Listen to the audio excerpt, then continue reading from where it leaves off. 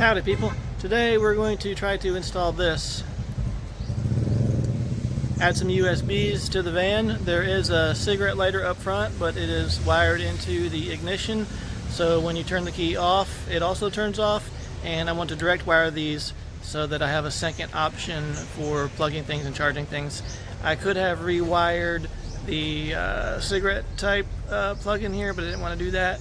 So we're adding a second set here, which make it more functional. Let's see if it works. Let's go. This is under the steering wheel, but there's a blank, yucky blank here, and we're going to try to put that in its place. Based on measurements I could do, rough measurements online, it looks like it should be the right size. If not, we'll glue it in, but it's got to get behind the dash, take that out. We're going to pull this little cubby and see if we can look under.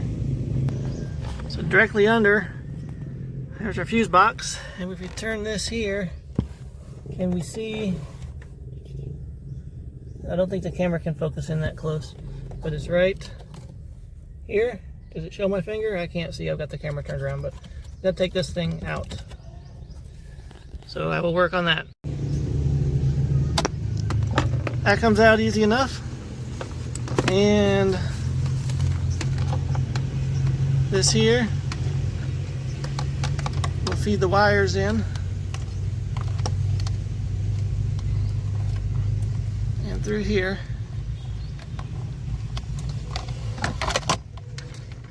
And make sure the words are right side up. But this should just clip back into where that was. I have to finesse it just a little bit. I'm listening for a click and I'm not hearing it yet. Okay, this mounted in. Now we've got to get to the wiring, so I'll grab tools and wires and show you how we're gonna hook this up. This has a built-in fuse, but we're not going to use it. So let's go ahead and get rid of that. Inline fuse is gone. This is a fuse adapter, and this will go into the fuse box, and it has a space for 2 fuses that can go in. And what this basically does is it adds a circuit, and this will get crimped into here, and one fuse will function as the original, and then the second fuse will be fusing this. And so we just have to wire this in and plug it in and test it and make sure that it runs continuously like I want. I don't want to put it on something that's also tied to the ignition, so we'll test the slots in the fuse box to make sure that we're getting a good one that we want. That's attached and set in. Now we'll test the fuses. The ignition is off. Just going to touch here to establish a ground. And let's look at this top one. 12 volts. Blank, blank. 12 volts. 12 volts. So we can take any of these 3. These ones up here are also constant on. But we'll grab one from over here. And probably, I didn't see a good bolt to attach to for ground, so I may just put a screw into this metal here and use that, but we'll see. But we've established where we can draw power from. Try to get a hole here just to add a ground wire to the body. I'm sure there's a better way to do this, but I'm lazy, and this is... We've set our ground in. Now we're gonna go after this top fuse right here, and that's a 20. I'm going to take this, see if I can get where you guys can see through me or beyond me. This goes in there. That takes the place of that fuse.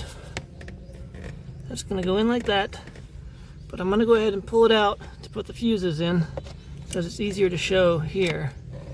So we'll pull this back to here. There that is.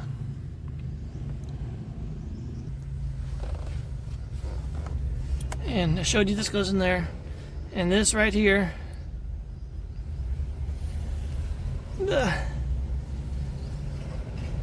tight to go in, but that takes the place of the existing one, and then the second one will go in here, and then this will just plug back into the fuse panel.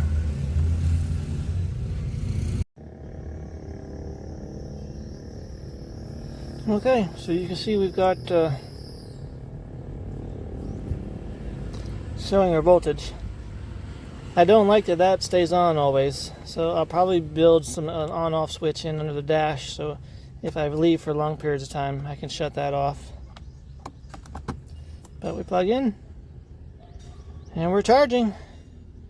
We are good to go. That project is in the books, and we'll put our little cubby things back together. There we go. Project complete. Good to go. Okay, that finishes that project out. What's next? We'll find out real soon. But anyways, thing to remember is what we just did runs off the vehicle battery, not the house battery. So it's not something, it's not tied into solar, and that's something where it will drain my vehicle battery if left too long. And so it's a good distinction to note that that's not unlimited power from the sun. That is actually from vehicle power. And okay, see you next time. Bye.